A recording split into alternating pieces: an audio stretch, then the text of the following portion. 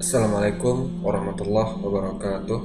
Alhamdulillahi wahda, wassalatu wassalamu ala rasulillah. Sahabat Ferry Channel rahimakumullah.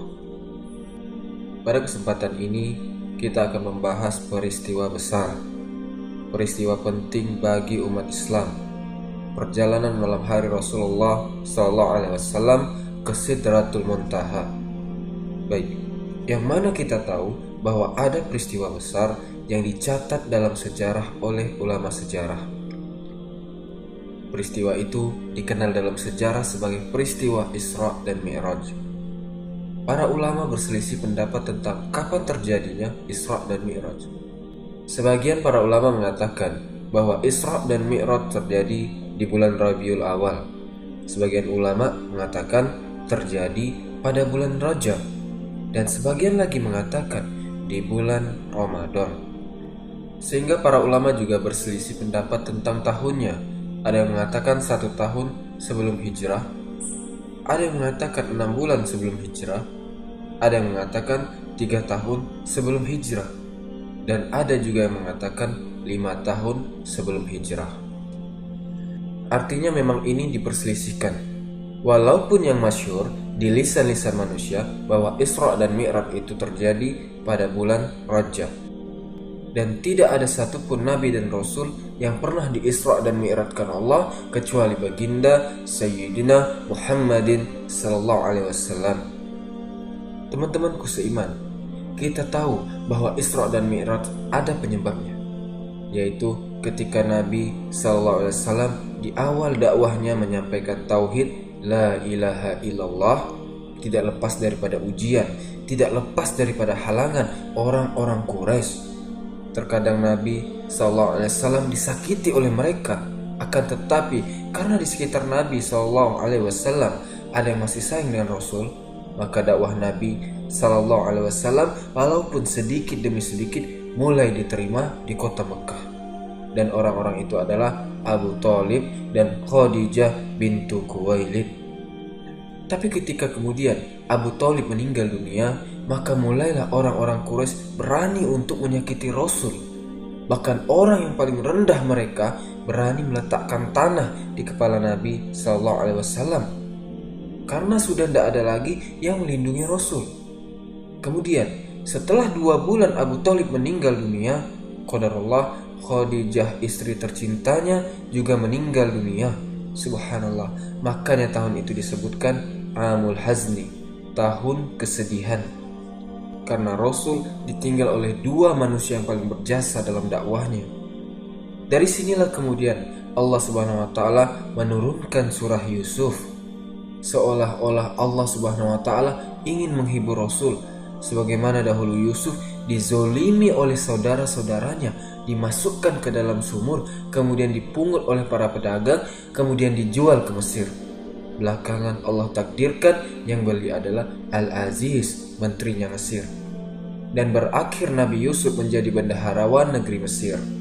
Seolah-olah Allah ingin mengatakan bahwa walaupun pamanmu meninggal dunia, walaupun Khadijah meninggal dunia, lihatlah Yusuf alaihissalatu wassalam. Dia tetap tegar dalam menghadapi dakwah yang ia hadapi dengan kaumnya. Maka turunnya surah Yusuf ini menenangkan hati Rasul. Dari situlah kemudian Nabi SAW mulai mencari area untuk berdakwah di tempat yang baru, karena di Mekah sudah tidak bisa lagi berdakwah. Maka Nabi SAW berjalan kaki sejauh 60 mil mengarah ke daerah yang disebut dengan Taif. 10 hari Rasul berdakwah di Taif, dari kampung ke kampung, dari rumah ke rumah. Tapi subhanallah, ujian kedua menimpa Rasul, karena orang-orang Taif juga kurang lebih dengan orang-orang yang ada di Mekah. Bahkan sebagian pembesar mereka mengatakan, "Ya Muhammad, jikalau betul kalau Allah mengutus kau menjadi nabi dan rasul, akan kurobek-robek kiswah Ka'bah." Sebagian mereka mengatakan, "Kenapa Allah mengutus Anda wahai Muhammad? Bukankah orang yang mulia sekelas Abu Jahal, sekelas Abu Sufyan, sekelas Umayyah, mereka lebih berhak menjadi rasul dibandingkan dirimu?" Intinya Nabi SAW ditolak dakwahnya di Taif. Akhirnya Nabi SAW dilempari batu sejauh 3 mil sampai Rasul keluar dari Taif. Subhanallah.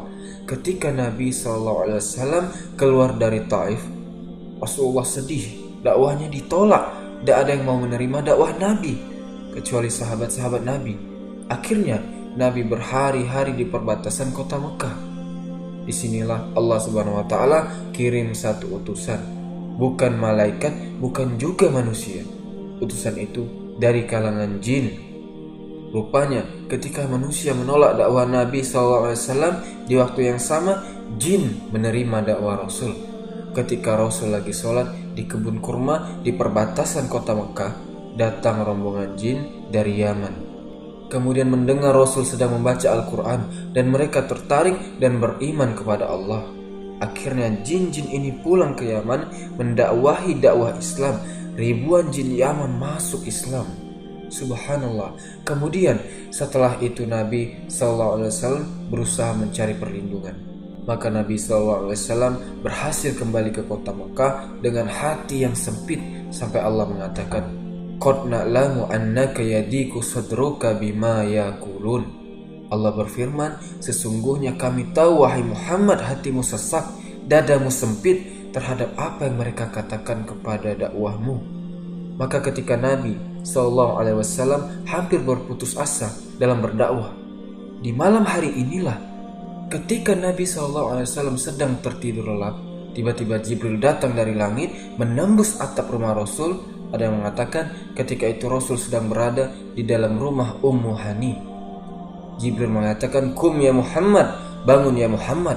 Maka Nabi SAW bangun. Tiba-tiba ada dua malaikat membelah dada Nabi SAW, mengambil jantungnya, kemudian meletakkan di bejana emas dari sorga dan dicuci dengan air zam-zam, kemudian dimasukkan iman dan hikmah dan dikembalikan lagi ke dalam jasadnya. Inilah pembelahan dada yang kedua. Setelah Nabi SAW dahulu ketika waktu kecil pernah juga dibelah dadanya dalam pangkuan Halimah Sa'diyah. Kenapa Nabi dibelah dadanya kembali? Disucikan jantungnya. Ada apa ini? Rupanya Nabi SAW disiapkan oleh Allah akan sebuah peristiwa besar yang akan dikenang oleh umat manusia. Satu-satunya manusia yang akan melebihi derajat malaikat, bahkan seluruh makhluk ciptaan Allah. Rupanya Rasul disiapkan untuk perjalanan besar, perjalanan Isra dan Mi'raj. Karena Rasul akan diperlihatkan kekuasaan yang besar, maka Rasul harus dipenuhi dengan keimanan, dipenuhi dengan hikmah, supaya dia mampu untuk mengambil pelajaran dari apa yang akan dilihat selama dalam perjalanan. Mulailah Nabi SAW diajak oleh malaikat Jibril keluar rumah. Rupanya Allah sudah menyediakan satu binatang namanya buraq. Buraq ini lebih kecil dibandingkan bighal dan lebih besar dibandingkan khimar. Maksudnya lebih kecil daripada kuda tapi lebih besar daripada keledai, dan memiliki perawakan yang panjang berwarna putih. Kalau datang malam hari, buraq ini bercahaya. Dan dalam hadis Bukhari, sekali langkah sejauh mata memandang. Itulah buraq. Buraq itu kuda biasa, tapi itu tunggangannya para nabi. Ketika Nabi SAW hendak menunggangi buraq, karena buraq ini kan tidak pernah ditunggangi Rasul. Ibaratnya teman-teman naik kuda ini tidak pernah ditunggangi siapapun. Kira-kira kuda ini mau nggak? Pasti nggak mau. Pasti dia akan bergerak-gerak risih. Maka buraq pun sama. Sehingga malaikat Jibril marah kepada buraq dan mengatakan, Ya buraq, wallahi ma rakibah. Tidaklah seorang menunggangi kamu akram minhu, lebih mulia daripada dia. Maksudnya Nabi SAW. Barulah kemudian buraq tenang. Maka Nabi SAW kemudian naik dan melesat bersama Jibril menuju Palestina. Ada yang mengatakan sebelum sampai Palestina, Rasul singgah di dua tempat. Pertama Baitul Lahmin, tempat lahirnya Isa ibn Maryam, dan yang kedua Bukit Saina, tempat Musa mendapatkan Taurat. Makanya Allah bersumpah di dalam Al-Quran, Wat-tin, Waz-zaitun, Wa-turi sinina, Wa hazal baladil amin. Demi buah tin di mana? Di Irak. Waz-zaitun, demi buah zaitun. Zaitun di mana? Di Syam. Wa turi sinin, Tursina di mana? Bukit Sainah di Mesir. Wa hadzal baladil amin, dan ini negeri yang aman, yaitu Makkah. Allah bersumpah dengan 4 tempat, dengan Mesir, dengan Irak, dengan Syam, dan dengan Makkah. Kenapa yang dijadikan sumpah 4 tempat ini? Karena hanya di 4 kota ini seluruh para nabi turun dan tidak pernah turun di luar kota ini. Sebut saja Irak, di situ ada Nabi Nuh. Makanya Nabi Nuh bersandar di Bukit Judi. Bukit Judi berada di Irak. Kemudian Syam, seluruh nabi-nabi Bani Israel turun di Syam dan diakhiri dengan kenabian Nabi Isa bin Maryam. Kemudian Mesir, di sana ada Nabi Musa karena Fir'aun itu di Mesir. Dan di Mekah ada Nabi kita yang mulia alaihi salatu wassalam. Lah, Nabi ini melewati tempat-tempat yang dijadikan sumpah dalam Al-Quran. Barulah kemudian Nabi SAW sampai di Palestina. Sesampainya di Palestina, maka Nabi SAW mengikat buraq di tembok, yang sekarang tembok itu dikenal dengan tembok ratapan orang-orang Yahudi. Kemudian setelah itu Nabi SAW masuk ke Masjidil Aqsa, masjidnya para nabi dan rasul. Al-Aqsa merupakan kiblat pertama kaum muslimin sebelum mengarah kiblat ke Baitullah Al-Haram. Yang mana kita tahu Masjid Al-Aqsa dibangun oleh Nabi Sulaiman alaihissalam, dan yang mendirikan Masjid Nabawi dan Masjidil Haram Nabiullah Ibrahim alaihissalam. Kemudian setelah Nabi SAW mampir di Baitul Maqdis, maka tiba-tiba Nabi SAW ditawari 2 minuman oleh Jibril, 1 susu dan 1 khamar. Subhanallah, Rasul mengikuti fitrahnya, diambil susu dan dibuang khamar. Padahal ketika itu khamar belum dilarang untuk diminum. Makanya Jibril mengatakan, sungguh engkau telah mencocoki fitrah, engkau akan diberikan hidayah dan umatmu juga diberikan hidayah. Maknanya bahwa Rasul dan umatnya akan senantiasa diarahkan kepada fitrah. Makanya kemudian setelah Nabi SAW meminum susu, langsung kemudian diangkat ke langit, dan ini peristiwanya sudah berbeda. Ini namanya Mi'raj. Kalau tadi namanya Isra. Isra digambarkan dalam surah Al-Isra, dan Mi'raj digambarkan dalam surah An-Najm dalam Al-Quran. Beda surah. Mulailah Nabi SAW naik ke atas langit bersama Jibril. Sesampainya di atas langit pertama, ketika itu Jibril mengetuk pintu langit. Maknanya bahwa langit itu memiliki pintu. Makanya di sini ada pertanyaan besar. Kenapa Nabi tidak langsung naik dari Mekah langsung ke Sidratul Muntaha? Kenapa mesti lewat Palestina? Kan bisa saja langsung dari Mekah naik ke atas langit. Kenapa? Karena pintu langit itu harus lewat Baitul Maqdis. Makanya Rasul naik dari situ dan turunnya juga di situ. Kemudian Nabi diangkat dari Baitul Maqdis sampai ke langit pertama, maka malaikat penjaga langit mengatakan, "Man, siapa kamu?" Kata Jibril, "Ana Jibril." "Waman ma'akas, siapa yang bersamamu?" Kata Jibril, "Muhammad sallallahu alaihi wasallam." "Awaqad uhiya ilai?" Apakah dia sudah diutus Allah? Kata Jibril, "Na'am, ya." Kalau begitu, kubukakan pintu langit. Ketika dibuka pintu langit pertama, rupanya pertama kali Rasulullah sallallahu alaihi wasallam melihat sosok bapaknya, Adam alaihi salatu wassalam. Adam itu tingginya 60 hasta atau 30 meter, lebarnya 7 hasta atau 3,5 meter. Adam itu besar, dan nanti kita juga akan seperti Adam. Ketika orang masuk surga, juga nanti yang laki-laki bentuk kita akan seperti Adam, tingginya 30 meter, lebarnya 3,5 meter. Seluruh penduduk surga seperti itu. Ketika itu Nabi SAW diminta Jibril, "Ya Muhammad, salim ala abih." "Wahai Muhammad, ucapkan salam kepada bapakmu." Maka Rasul mengatakan, "Assalamu alaika ya Adam." "Keselamatan bagi engkau wahai Adam." Maka Adam mengatakan, "Marhaban bin nabiyyin saleh wa benin saleh." "Selamat datang wahai nabi yang soleh dan anakku yang soleh." Ketika itu Rasul melihat Adam menangis. Ketika Adam melihat ke arah kiri, beliau menangis.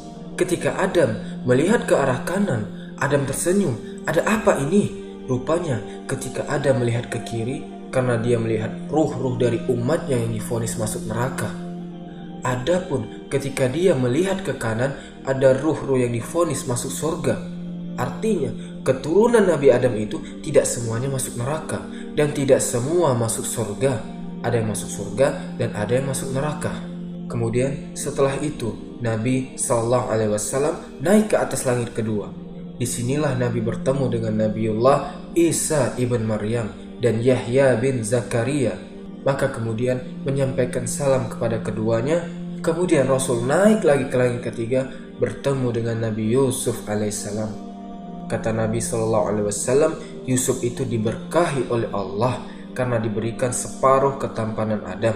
Makanya di zaman Nabi Yusuf diutus, wanita-wanita yang melihat Nabi Yusuf sampai tidak terasa memotong-motong tangan mereka saking melihat ketampanannya Yusuf. Tapi kalau perempuan ialah Siti Sarah. Siti Sarah itu wanita tercantik dunia karena mewarisi separuh kecantikan Hawa. Kemudian setelah mendapatkan Nabi Yusuf di langit ketiga, Rasul naik lagi ke langit keempat. Di langit keempat Rasulullah berjumpa dengan Nabiullah Idris dan Rasul membacakan ayat wa rafa'nahu makanan aliyah, dan kami angkat Idris ke langit keempat. Satu-satunya nabi yang meninggal di langit hanya Idris alaihissalam. Kemudian naik lagi ke langit kelima. Disinilah berjumpa dengan Nabiullah Harun. Harun ini dulu bukan nabi sebenarnya. Harun itu orang soleh. Yang mengangkat dia nabi itu adalah Nabi Musa alaihissalam. Karena Musa itu pelat ngomongnya, maka Nabi Musa berdoa, Rabbis rahli sadri wa yassirli amri wahlul 'uqdatam min lisani yafqahu qawli. Ini doanya Nabi Musa ini. Pelat Nabi Musa itu tidak pandai ngomong. Sementara Harun, abangnya ini pandai, orator. Sementara dia menghadapi Fir'aun harus pandai bicara. Ketika melihat abangnya pandai ngomong, orator, maka Musa meminta kepada Allah untuk diangkat Harun menjadi nabi. Maka Allah angkat Harun menjadi nabi karena permintaan Nabiullah Musa. Karena yang dihadapinya ini Fir'aun. Makanya kemudian Harun diangkat menjadi nabi. Kemudian naik lagi ke langit ke-6. Disinilah berjumpa dengan Nabi Musa alaihissalam. Musa ketika itu menangis ketika melihat Rasul. Ketika ditanya oleh malaikat, kenapa engkau menangis wahai Musa? Kata Musa, demi Allah, Allah telah mengutus anak muda di akhir zaman, tetapi umatnya lebih banyak masuk surga dibandingkan umatku, kata Nabi Musa. Padahal aku sudah berusaha mengajak Bani Israel sebanyak-banyaknya. Rupanya umat orang ini lebih banyak dibandingkan umatku. Cemburu Nabi Musa. Kemudian naik ke langit ketujuh, ke langit terakhir, berjumpa dengan Nabi Ibrahim alaihissalam. Ibrahim itu yang paling mirip dengan Nabi wajahnya. Ya namanya kakeknya. Ibrahim itu kan kakeknya. Ibrahim punya dua orang anak. Satu namanya Ismail, satu namanya Ishak. Ishak punya anak namanya Yakub. Yakub itu namanya Israel. Maka seluruh keturunan Yakub disebut Bani Israel. Kemudian dari Hajar lahirlah Ismail. Dari keturunan Ismail tidak ada yang menjadi nabi sampai lahirlah Nabi kita yang mulia, Nabi Muhammad sallallahu alaihi wasallam. Maka dari sini, kalau akhir daripada nabi-nabi Bani Israel kembali kepada Isa bin Maryam, kalau akhir dari arah Ismail lahirlah Muhammad sallallahu alaihi wasallam. Maka di sini ada dua jalur, semuanya sampai kepada Nabiullah Ibrahim alaihissalam. Dan yang paling mirip wajahnya dengan Nabi Ibrahim ialah Rasul kita yang mulia sallallahu alaihi wasallam. Ketika itu Ibrahim sedang bersandar di tiang Baitul Maqmur. Baitul Maqmur adalah Ka'bahnya malaikat. Nabi melihat setiap hari malaikat yang tawaf di Baitul Maqmur itu jumlahnya 70.000. Jadi datang 70.000 malaikat masuk Baitul Maqmur, kemudian tawaf di situ, kemudian keluar dan tidak pernah kembali. Besoknya datang lagi 70.000 lagi malaikat masuk ke Baitul Maqmur, kemudian tawaf, kemudian keluar dan tidak balik lagi. Begitu setiap harinya. Makanya Allah mengatakan, "Wa ma ya'lamu junuda rabbih ilahi." Tidak ada yang tahu jumlahnya malaikat kecuali Allah, saking banyaknya. Kenapa Ibrahim bersandar di Ka'bahnya malaikat? Sebagaimana Ibrahim telah membangun Ka'bah di dunia, maka Allah muliakan dengan Ka'bah malaikat yang ada di langit. Itulah Ibrahim alaihissalam. Pertanyaan, para nabi itu kan banyak, ya? Ada para nabi itu disebutkan dalam hadis yang dikeluarkan Al-Imam At-Tabrani dari hadis Abi Dzar Al-Ghifari radhiyallahu anhu, bahwa jumlah para nabi itu ada 124.000 dan jumlah rasul itu 315. Tapi yang kita kenal 25 nabi dan rasul. Itu yang kita kenal yang disebutkan dalam Al-Quran. Pertama di surah Al-An'am 18 nama, dan lebihnya tersebar di beberapa ayat di dalam Al-Quran sehingga jumlahnya 25 nabi. Lah, di sini teman-teman, kenapa dalam peristiwa Isra ini kenapa tidak berjumpa dengan umpamanya Nabi Soleh, atau umpamanya Nabi Syu'aib, atau umpamanya Nabi Zulkifli, atau nabi-nabi yang lainnya? Kenapa cuma nabi-nabi ini saja? Ternyata ada hikmah di balik pertemuan nabi-nabi yang dipilih Allah untuk berjumpa dalam setiap langit. Karena nabi-nabi yang dipilih ini adalah nabi-nabi yang paling banyak cobaan ketika berdakwah. Seolah-olah nabi diperlihatkan, kamu jangan sedih, orang-orang Quraisy menolak kamu, orang-orang kafir menolak kamu. Nih, nabi-nabi yang kau temui juga sama nasibnya, sehingga menetapkan hati Rasul. Yang mana kita tahu Nabi Yusuf dibuang oleh saudara-saudaranya jadi budak sampai ke Mesir. Terus kita lihat Nabi Musa dikejar-kejar Fir'aun. Kemudian bagaimana Nabi Ibrahim alaihissalam dibakar oleh Namrud. Makanya kemudian menjadi penghibur Rasul. Sebagaimana engkau diganggu dakwahmu hai Muhammad, nabi-nabi yang kau temui itu kurang lebih sama juga. Maka menjadi tenanglah Nabi Muhammad SAW dalam peristiwa Isra dan Mi'raj ini. Maka kemudian Rasul naik lagi. Setelah Rasul kemudian ke Baitul Ma'mur, mulailah kemudian Jibril mengajak Rasul ke Sidratul Muntaha. Disinilah Rasul melihat Jibril dalam bentuk aslinya. Laqad ra'ahu nazlatan ukhra inda Sidratil Muntaha indaha jannatul ma'wah. Sungguh Rasul melihat Jibril dalam bentuk asli kedua kalinya. Pertama ketika menyampaikan wahyu, diangkatnya Rasulullah menjadi nabi di Gua Hira. Kemudian Rasul melihat kedua kalinya ketika peristiwa Mi'raj di Sidratul Muntaha. Tiba-tiba malaikat Jibril membuka bentuk aslinya, memiliki 600 sayap. Yang satu sayap terbentang antara terbit matahari sampai terbenamnya. Saking besarnya itu. Makanya ketika Jibril menghancurkan negeri Sodom, negeri liwat, negerinya LGBT, itu cukup dengan satu sayap ditancapkan ke negeri Sodom, dipotong, kemudian diangkat ke langit, kemudian ditumpahkan, kemudian dibanting, kemudian dihujani batu. Maka kemudian setelah itu Nabi SAW masuk ke tempat yang Jibril tidak bisa masuk di situ. Hanya Nabi SAW, satu pohon yang sangat besar yang disebut dengan Sidrah. Sidrah itu artinya pohon bidara, pohon yang sangat besar yang ada di langit. Dan Nabi sampai mengatakan, demi Allah, saking indahnya pohon itu penuh dengan emas. Aku tidak bisa mensifatkan kepada kalian saking indahnya pohon itu. Karena itu pohon surga. Surga itu indah. Kenapa disebut muntaha? Muntaha itu artinya ujung sesuatu, di mana tidak ada lagi di atas itu namanya muntaha.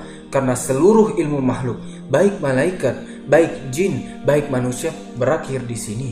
Sampai di sini ilmu makhluk itu. Karena di atas sudah ilmu Allah, sudah gaib bagi mereka. Makanya disebut Sidratul Muntaha. Pohon itu ujung dari seluruh ilmu manusia, ilmu jin, dan ilmu malaikat. Sampai di situ saja. Menunjukkan adanya keterbatasan. Kita ini terbatas, tapi Allah ala kulli syai'in qadir. Teman-teman, apa yang diperoleh oleh Nabi SAW di sini? Disinilah Nabi SAW berdialog dengan Allah bila turjuman, tanpa penerjemah. Dan dalam sejarah hanya ada 3 Nabi yang pernah diajak bicara oleh Allah tanpa ada perantaranya Jibril. 1 Adam alaihissalam, 2 Nabi Musa alaihissalam, dan 3 Rasul kita yang mulia alaihi salatu wassalam.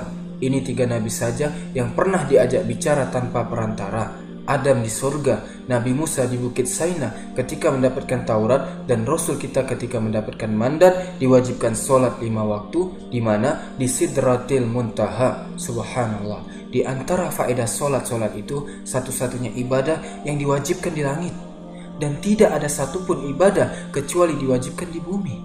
Sholat diwajibkan di langit, kalau ibadah yang lain di bumi. Satu-satunya ibadah yang diwajibkan tanpa perantara adalah sholat. Tapi ibadah yang lain perantara Jibril semua. Jibril datang memberi wahyu, kasih tahu Nabi, Allah perintahkan ini, Allah perintahkan itu. Tapi sholat tidak. Allah perintahkan langsung dan berjumpa dengan Allah di langit. Wajar kalau sholat itu, ibadah sholat itu yang sangat istimewa dalam Islam. Makanya sholat itu adalah ibadah yang pertama dihisab pada hari kiamat. Nabi SAW saking pentingnya bicara sholat, Aisyah radhiyallahu anha menggambarkan kalau datang suara azan, apa kata Aisyah?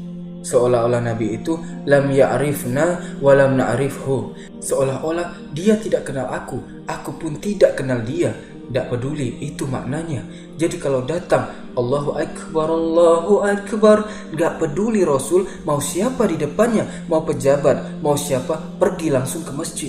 Saking perhatian dengan sholat. Karena suara azan itu bukan suara nyanyian. Jadi itu panggilan Allah, betul-betul Allah yang panggil kita. Kemudian Rasul diberikan oleh-oleh dua selain sholat, yaitu dua ayat terakhir surah Al-Baqarah. Jadi terakhir surah Al-Baqarah itu diturunkan di langit. Dari ayat 285, Amanar rasulu bima unzila ilaihi min rabbihi wal mu'minun. Terus sampai akhir ayat itu diturunkan di Sidratil Muntaha, dua ayat terakhir surah Al-Baqarah. Kemudian yang ketiga, dapat oleh-oleh bahwa Rasul dijanjikan setiap yang meninggal dan tidak menyekutukan Allah maka dijamin masuk surga. Berarti oleh-oleh Rasul ada tiga, ya. Pertama sholat, kedua akhir surah Al-Baqarah, dan ketiga dijanjikan setiap umatnya yang tidak melakukan kesyirikan akan dimasukkan ke dalam surga. Ketika itu kemudian Rasul turun. Ketika turun itulah Allah perintahkan seluruh malaikat yang ada di langit, seluruh para nabi yang ada di langit untuk ikut turun bersama Rasul sampai di Baitul Maqdis. Sehingga Nabi SAW melaksanakan sholat menjadi imam dan makmumnya para nabi dan rasul dan serta para malaikat. Subhanallah, seolah-olah kata para ulama di sini ada isyarat dengan mengimaminya Rasul kepada para nabi dan rasul, maka ini isyarat bahwa agama yang dibawa Rasul akan menjangkau kepada seluruh agama para nabi yang sholat di belakangnya. Maknanya bahwa Islam itu akan menyebar ke seantero dunia dan menjadi sebuah kenyataan. Coba, daerah mana yang tidak ada muslimnya? Karena di sini ada isyarat Rasul mengimami para nabi dan rasul. Makanya Rasul disebut Sayyidul Anbiya wal Mursalin, pemimpinnya para nabi dan rasul, karena dia jadi imam. Dan makmumnya seluruh para nabi dan rasul di Baitul Maqdis, karena Rasul akan menjangkau mereka semuanya. Baru setelah itu Nabi SAW sholat, kemudian pulang kembali menggunakan borok. Dalam peristiwa ini Nabi SAW diperlihatkan surga dan neraka. Dalam fase perjalanan ke atas itu Rasul diperlihatkan surga dan neraka. Makanya kenapa Nabi itu bisa mensifatkan surga dan bisa mensifatkan neraka, walaupun tidak sedetail yang sesungguhnya. Karena sehebat apapun Rasul mensifati surga, maka surga lebih hebat daripada apa yang disifatkan Nabi. Karena Rasul mengatakan, aku sediakan surga itu untuk hambaku yang soleh. Kenikmatan yang tidak pernah dilihat mata, tidak pernah didengar oleh telinga, bahkan terlintas saja tidak bisa. Rasul masuk ke dalam surga. Pertama Rasul masuk, apa yang dia lihat? Rasul mencium bau yang sangat harum sekali. Nabi bertanya, ini harum siapa? Kata malaikat, ini adalah harumnya Masyitoh. Sudah tahu ceritanya Masyitoh ya? Sudah kita bahas. Sebagaimana bau gosongnya Masyitoh di dunia, maka Allah ganti di akhirat dengan harumnya Masyitoh di surga. Kemudian yang kedua, Rasul mendengar suara terompah. Rasul mengatakan, ini suara terompah siapa ini? Kata malaikat, itu suara terompahnya Bilal bin Rabah. Subhanallah, orangnya belum masuk surga teman-teman, sendalnya sudah di surga. Kalau sendalnya sudah masuk surga, pastinya orangnya juga masuk surga. Di sini maksudnya bahwa kalau sendalnya saja sudah di surga, tentu orangnya akan di surga. Makanya ketika ia selesai Isra Mi'raj, Rasul bertanya kepada Bilal, Bilal, ini sami'tu khasqasataka fil jannah. Bilal, aku mendengar suara terompahmu di surga. Maza tasna, apa yang kau lakukan? Kata Bilal, wahai Rasul, aku tidak melakukan apapun kecuali aku berwudu dan setelahnya aku jaga sholat 2 rakaat wudu. Itu saja keutamaan Bilal, tapi bisa memasukkan orang ke dalam surga karena dia jaga kesuciannya. Batal wudu lagi. Itulah Bilal bin Rabah. Kemudian Nabi SAW melihat istana yang terbuat dari emas dan perak. Di surga itu masing-masing orang itu mendapatkan 2 istana. Waliman khafa wa qama rabbihi jannatan. Bagi orang yang takut kepada Allah, maka dia akan diberikan 2 istana. satu milik dia, dan satu warisan dari orang kafir yang masuk neraka dan tidak pernah ke surga, diwariskan kepada orang yang beriman. Tilkumul jannah uristumuha. Itulah surga yang diwariskan mereka untuk kalian. Jadi dapat dua surga itu, satu milik sendiri, satu warisan orang kafir yang dikekalkan di dalam neraka. Tetapi bukan satu orang cuma dua, tidak. Bisa punya istana 5, bisa 10, bisa 100, bisa 1000 tergantung amalannya di dunia. Makanya Rasul mengatakan, siapa yang membangun masjid di dunia, Allah bangunkan satu istana di surga. Kalau Anda membangun masjid 10, ya istananya 10, kan begitu. Ataupun hadis yang mengatakan, siapa yang membaca Qul huwallah surah Al-Ikhlas 10 kali dalam sehari, Allah bangunkan istana di surga. Toib. Dan banyak lagi kenikmatan yang dilihat Rasul di surga. Kemudian Rasul juga diperlihatkan neraka. Salah satu yang diperlihatkan, ada orang yang kukunya dari besi, kukunya mencakar-cakar mukanya. Rasul heran, mahazan, ada apa ini? Subhanallah, mahazan, apa ini? Maka Jibril mengatakan, itulah orang-orang yang ketika di dunia mereka suka melakukan ghibah. Suka melakukan ghibah. Mereka mencaci maki pada kehormatan manusia. Seperti itu, dan ghibah itu artinya menceritakan saudaranya, dan kalau saudaranya dengar itu tidak suka. Maknanya di sini, walaupun cerita kita baik, kalau dia tidak suka itu ghibah namanya. Apalagi kalau kita ceritakan keburukannya, makin ghibah lagi. Ada juga Nabi melihat ada orang yang sedang berenang di air darah. Setiap ke pinggir, kemudian dibuka mulutnya, dimasukkan batu. Setiap ke pinggir dimasukkan batu mulutnya, sebagaimana riwayat Samurah bin Jundub dalam Sahih Bukhari. Rupanya ketika ditanyakan, siapa itu wahai Jibril? Kata Jibril, itu adalah para pemakan riba. Ada juga orang yang sedang berdiri, kemudian dipaksa nganga mulutnya, dibuka, tiba-tiba dimasukkan api, dikasih makan api. Kemudian ditanya, ini siapa wahai Jibril? Kata Jibril, inilah pemakan harta anak yatim. Makanya Allah mengatakan, orang-orang yang memakan harta anak yatim, hakikatnya dia memasukkan api ke dalam perutnya. Dan banyak lagi, subhanallah. Intinya bahwa Nabi diperlihatkan neraka dan surga. Kemudian setelah Nabi SAW melakukan perjalanan Isra dan Mi'raj, Rasul kembali ke Mekah. Sesampainya di Mekah, Nabi SAW tertidur sebentar karena memang lelah letih. Kemudian Rasul terbangun di pagi hari, tiba-tiba lapang dadanya, subhanallah. Yang tadinya sempit, yang tadinya sesak, yang tadinya hampir putus asa berdakwah, hanya separuh malam melakukan perjalanan, besok harinya sudah lega. Alam nasroh laka sodrak. Bukankah kami telah lapangkan dadamu wahai Muhammad? Dadanya lapang, siap berdakwah Rasul. Kemudian dia ngomong sama Ummu Hani, wahai Ummu Hani, izinkan aku akan kisahkan ini kepada orang-orang Quraisy. Kata Ummu Hani, ngapain wahai Rasul? Orang-orang tidak akan percaya sama kamu. Bagaimana mungkin perjalanan 1 bulan dari Mekah ke Baitul Maqdis kau tempuh hanya beberapa waktu di malam hari? Bagaimana mungkin perjalanan ribuan tahun sampai ke Sidratil Muntaha engkau bisa melakukan hanya separuh malam? Apa kata orang? Tidak usah diceritakan. Tapi Rasul bilang, tidak, ini harus diceritakan. Akhirnya Nabi keluar ke Ka'bah. Baru sampai di Ka'bah, dia duduk. Pertama yang lewat siapa? Abu Jahal. Ini yang pertama kali lewat. Abu Jahal nampaknya ketemu Rasul ini ada yang mau disampaikan. Didekati sama Abu Jahal dan mengatakan, Masa'nuka ya Muhammad, hai Muhammad, nampaknya ada yang mau disampaikan nih. Ada apa ya? Makanya Nabi SAW mengatakan, semalam saya begini, macam-macam. Abu Lahab langsung serius dan mengatakan, ya Muhammad, bagaimana kalau seandainya aku fasilitasi kamu, kukumpulkan manusia, kau ceritakan apa yang sudah kau ceritakan kepadaku. Aku yang kumpulkan semuanya. Istiza, mengolok-olok Rasul.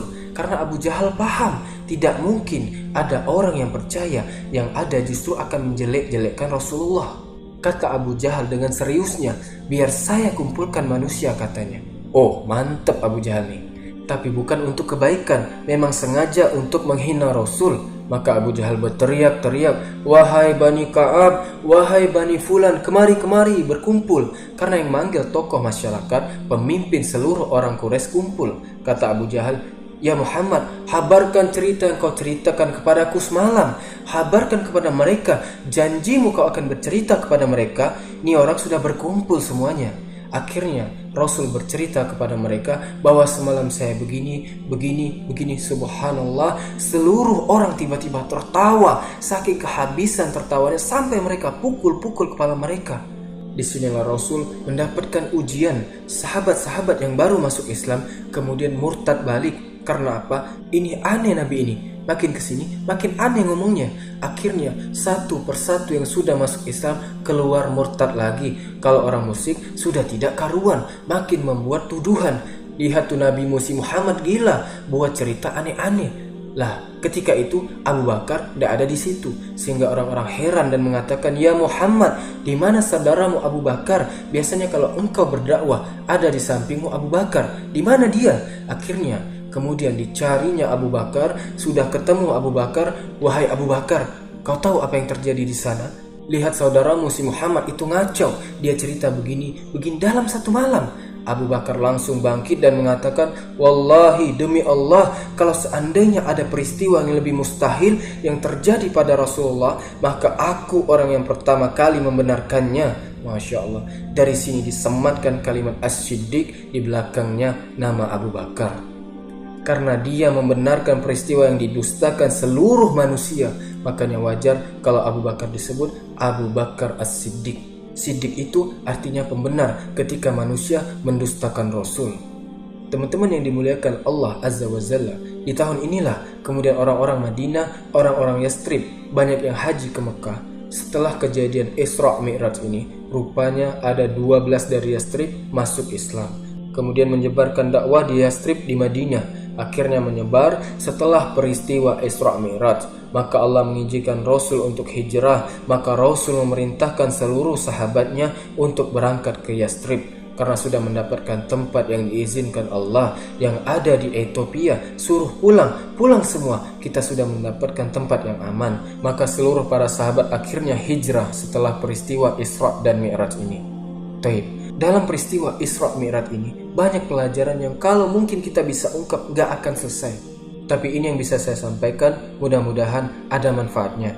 Subhanakallahumma wa bihamdika asyhadu an la ilaha illa anta astaghfiruka wa atubu ilaik. Sallallahu ala nabiyyina Muhammad wa ala alihi washabihi wasallam. Assalamualaikum warahmatullahi wabarakatuh.